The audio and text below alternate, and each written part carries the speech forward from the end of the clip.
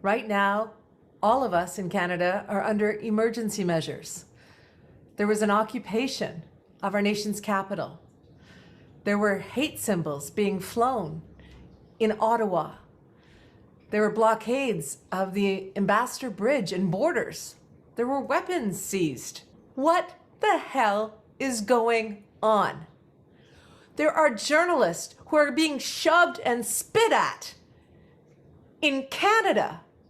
Since when did that become okay? And there has been a very different treatment of white protesters than there has been of racialized protesters.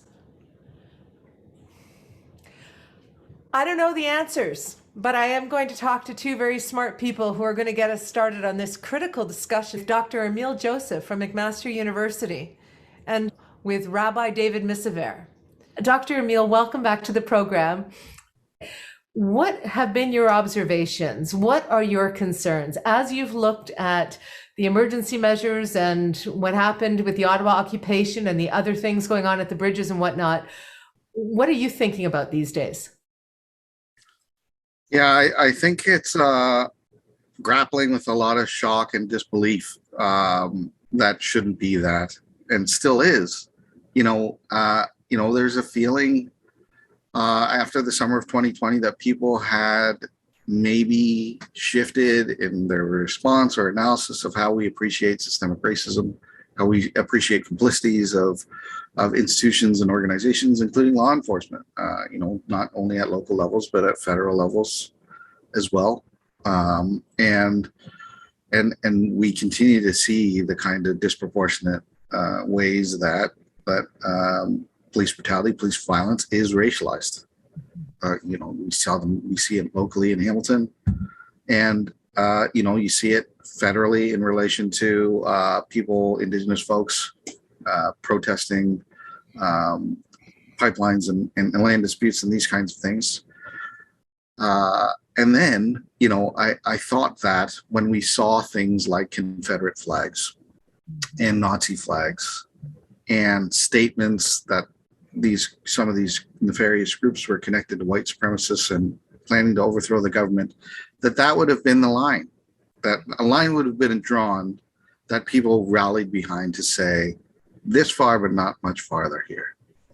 Not to trigger a kind of more violent police response, but to help us appreciate that isn't maybe the answer that we need here, but one where we all collectively call out that level of bigotry and hatred, and that we won't comply with or support any kind of movement that stands next to these hate groups, these hate organizations, or waving of these racist symbols. And I think we didn't see that. It wasn't about freedom. It wasn't about the trucking industry. It was a facade for what do you think? What do you really think was the point of that occupation? Well, definitely they issued a manifesto that was clearly about overthrowing the government. And there are other nefarious groups, including these white nationalist groups like Diagolon, who would like to disrupt both Canadian and American governments and replace them with a different state altogether, a white supremacist state. And when you signal a movement that is not clear about what it stands for, nor what it doesn't stand for, what it excludes, what it won't stand for, then it allows for all of these groups to wield their own agendas within it and across it and through it. And when that happens from the beginning, it's foundational to the thing. It is foundational to its infrastructure, and it can't be described in any other way. So, being loose about what you're describing yourself as in terms of a movement, and not opposing white supremacist groups, white nationalist groups that are trying to overthrow governments, groups that are trying to enforce racist white nationalist agendas. If you're not saying you're not them, then you are them. When they align with you and they partner with you and they fund you internationally and do so through online campaigns, the more problematic thing for me is when, you have elected officials, elected leaders who, do the advocacy for you that waters down those connections. And that's the kind of worrying thing for me as we move forward, is both sides of it disturb me. Both the ways that people were slow to react, slow to recognize, slow to appreciate the harms done when we allow for organized racism and bigotry and hatred to proliferate and organize and try to overthrow the government and occupy a city, and how we authorize, the ways we expand police responses, and the ways that might be used in the future heavy-handedly on protesters who have legitimate concerns. I've certainly heard from a lot of people, maybe you have as well, saying that they were there as families to end the vaccine mandates. They had nothing to do with organized white supremacy. If they donated, it was because they believed in fighting for Canada getting out of these mandates. But as you said, because those other interests were woven into and financing this thing from the beginning, it is foundational to what it is, what this movement is. So do you think that people now should be able to step away from that and say, I wasn't for that, and I don't want to ever be construed as being supporting of white supremacy or of these foreign interests that are funding this? Even politicians who wanted that populist bump and wanted those participation lists, right, and wanted that fundraising vehicle, should we be able to say to them, okay, now so do better now? Do you think there should be that grace, or do we say to people, yeah, you know what, you were part of it, you supported it, you are of that? I think, when we think about corruption and the ways we have learned to appreciate over time, it's kind of like, what did you know and when did you know it? Right. And who can say, honestly, that they didn't know all of these things that we're talking about? I think what did happen and what does happen and what has become a thing is the way that some of these groups, some of these movements and some political parties and leaders actually rely on that base to advance their own political agendas. And if you do so, there's no way to divorce it after the fact. I think when you're exploiting and you're farming and you're requiring that kind of power, financial power, political power of hate groups and organized hate groups that will work behind the scenes on social media to advance your discourse, to distribute your narrative online, if you're relying on that, you can't later discount it when you need it. And that's why I think you didn't see it happen.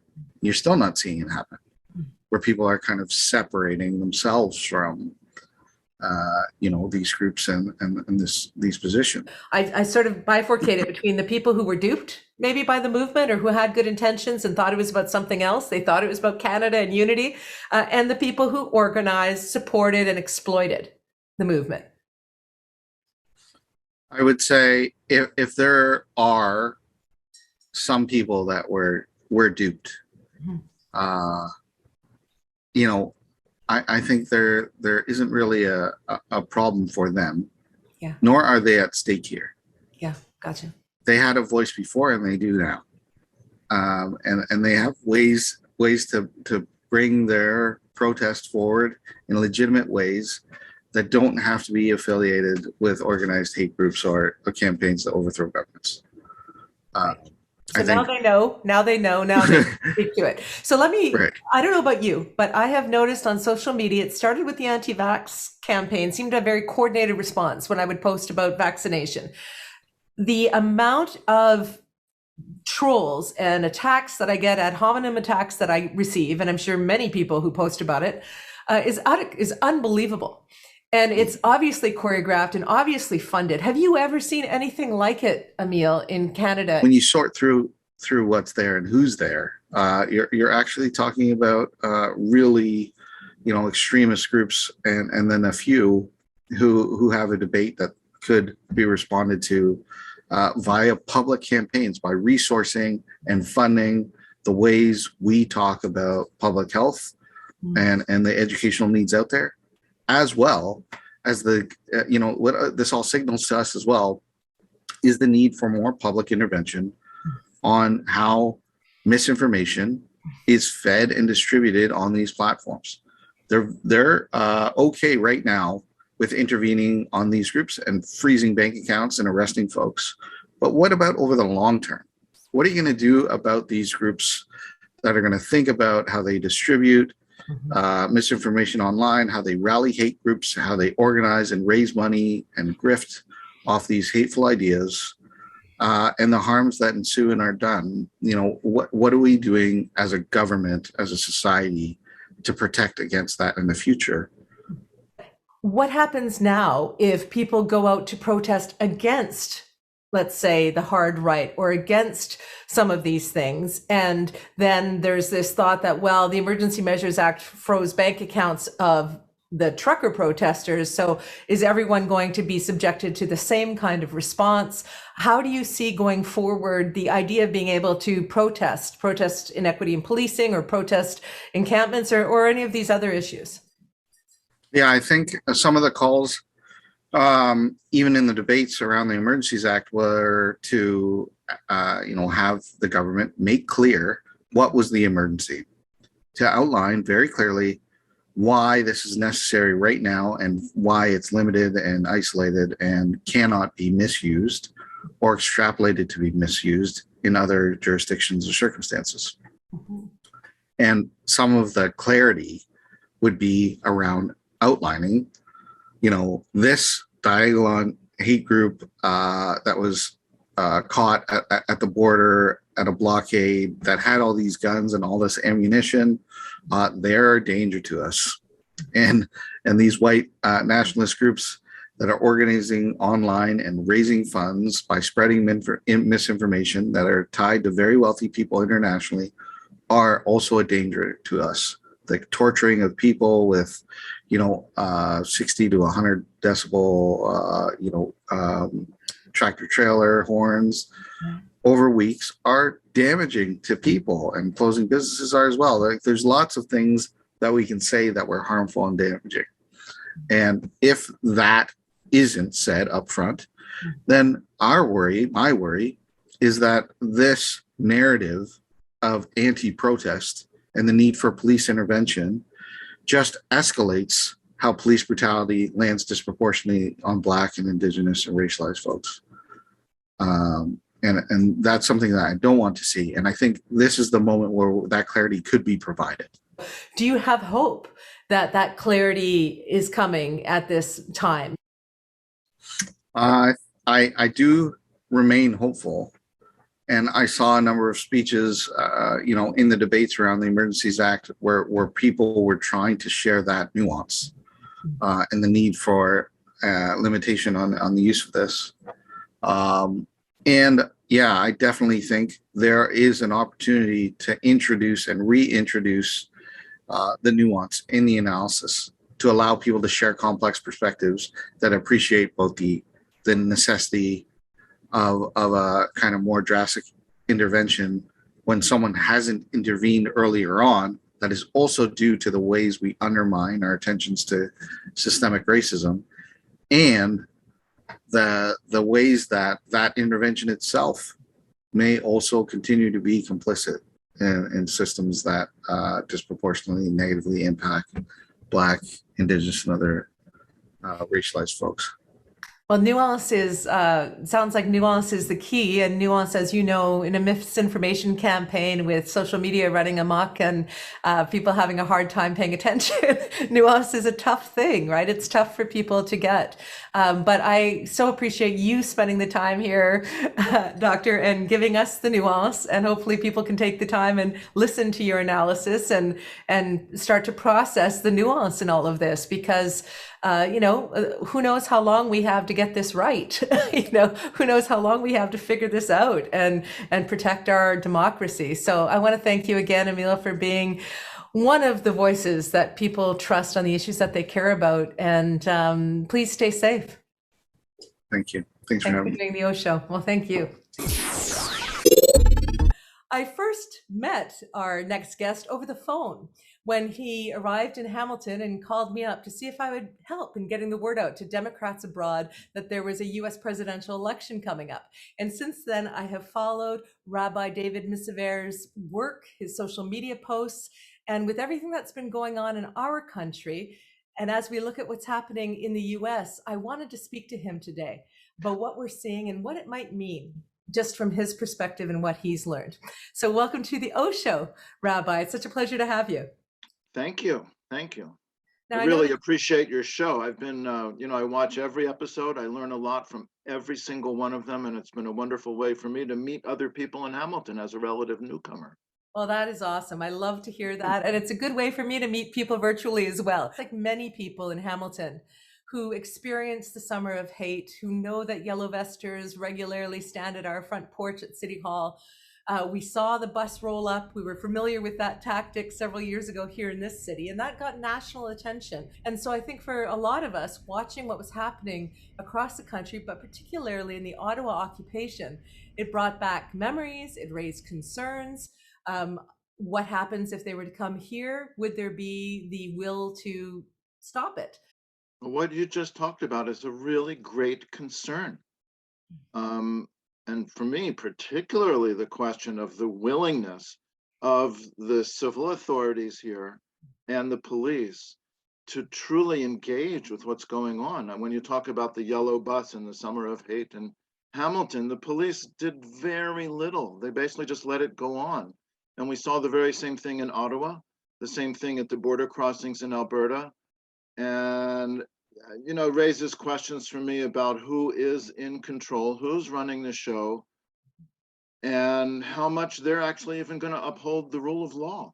So it is a large concern of mine. And just to step back from this immediate question, I feel like I always carry with me a kind of a historical perspective. And, there were thriving democracies in Europe after World War I that became, Nazi Germany, fascist Italy, right? And they didn't become Nazi and fascist by a violent takeover.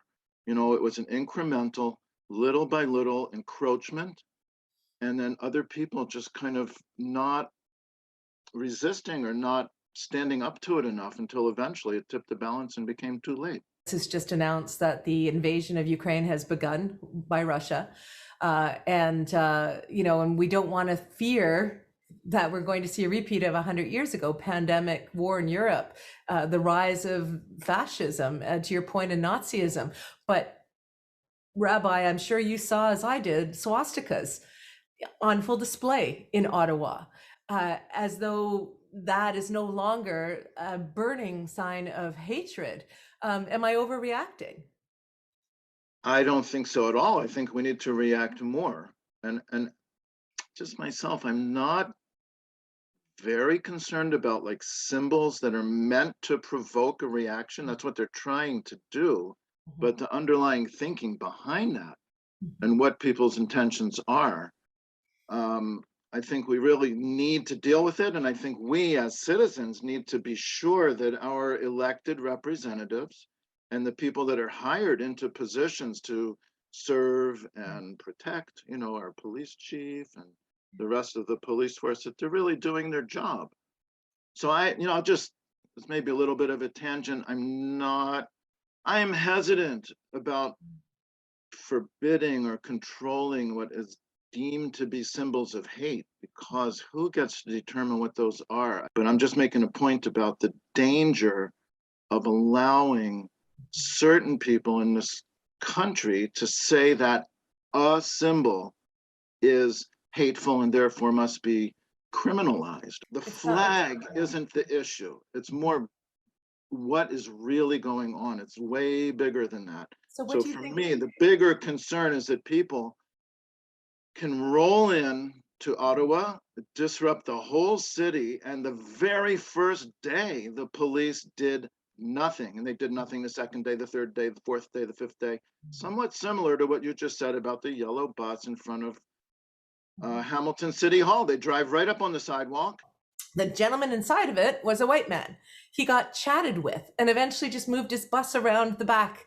If a person who was racialized had have driven up in that bus, the police that were on the edges of our protest, I cannot imagine would have given them 30 minutes and a chit chat. I think there is racism in our policing. I think we saw it when Roa Mohammed got a knee on her neck because she was at the encampments. When you see 500 white guys take over our nation's capital and remain completely unmolested by the police until we have the Emergency Act measures. So I'm ranting, Rabbi, but I'm so frustrated. So what do you think is going on from all of your years living in the United States and all the places you've been in Canada?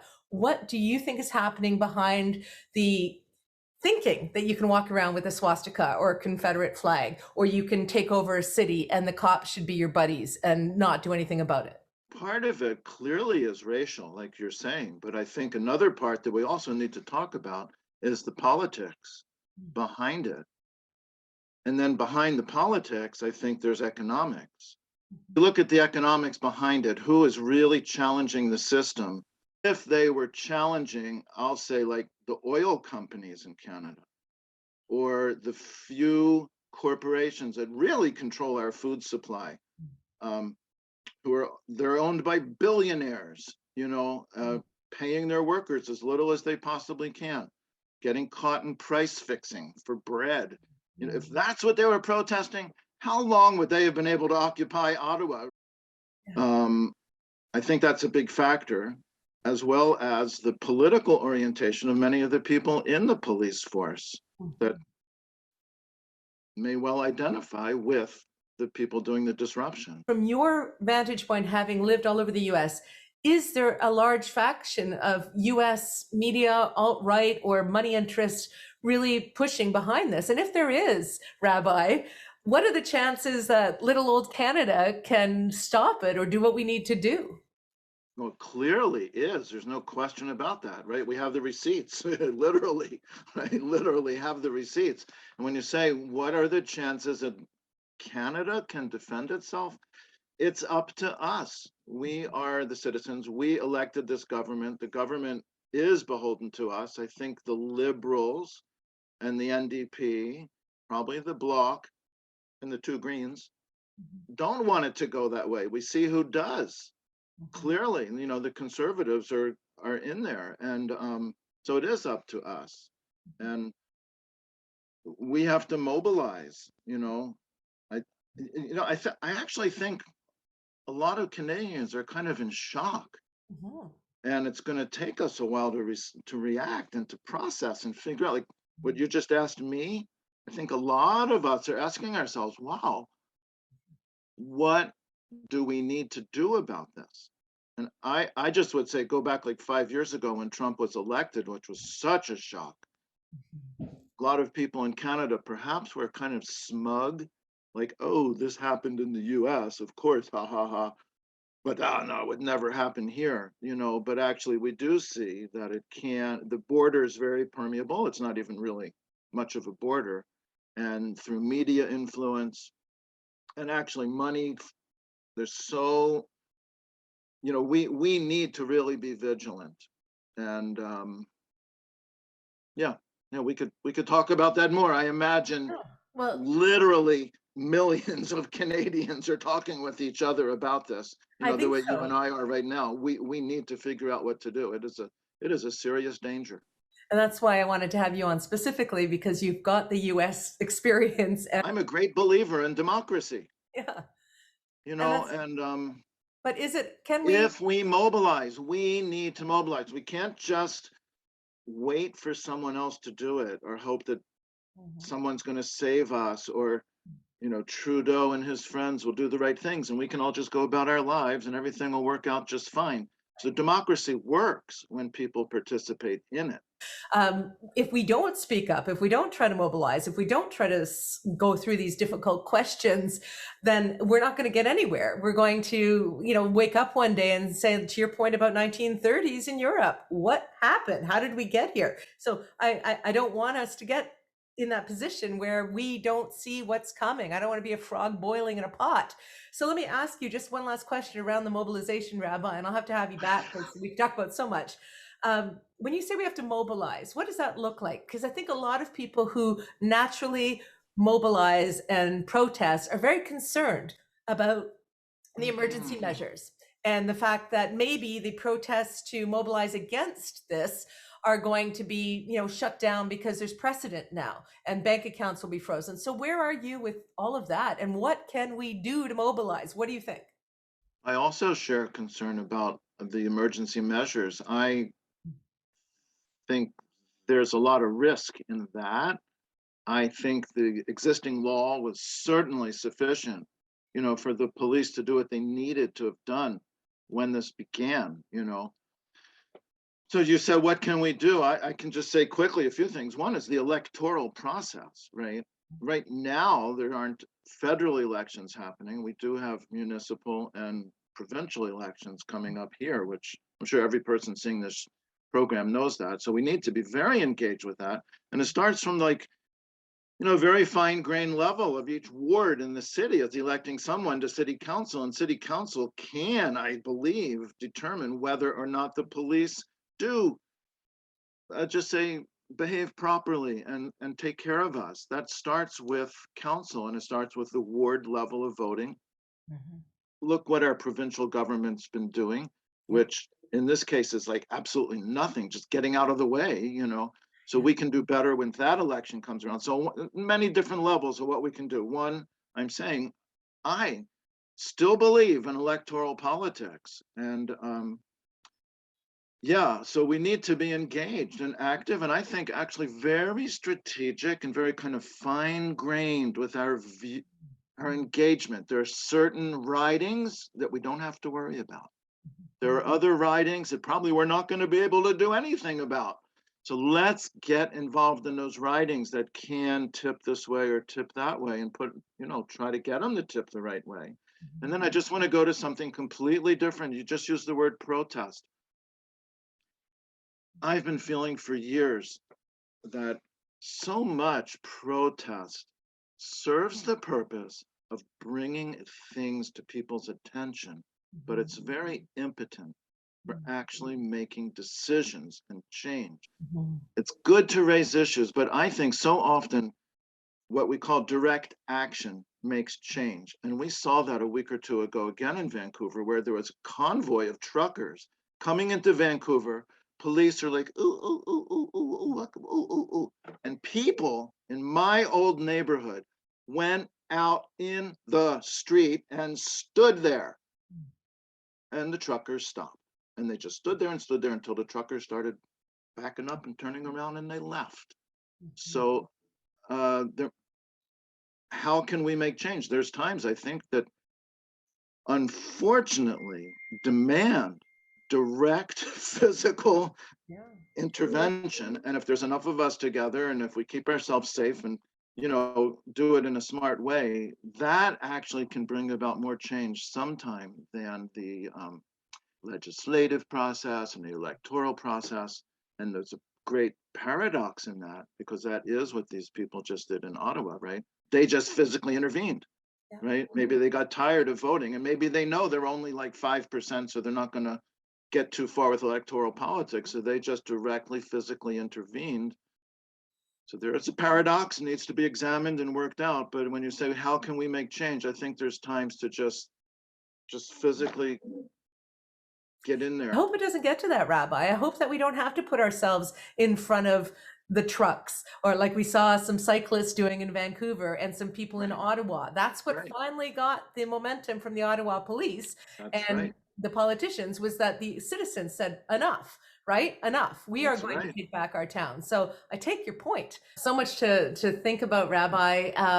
But you know what? I think the conversation is better than privately despairing and having everyone just feel as though they're going crazy watching what's going on. I think we need to talk about it and learn from each other. So thank you so much for being one of the voices that people trust on the issues they care about, and for doing the Show, and for being such a supporter of the show. And if you like this content, as tough as it is sometimes, make sure you like and subscribe to the program. It helps us get this conversation out there even more broadly. Thank you so much, Rabbi, for being on the Show. Thank you. Thank you.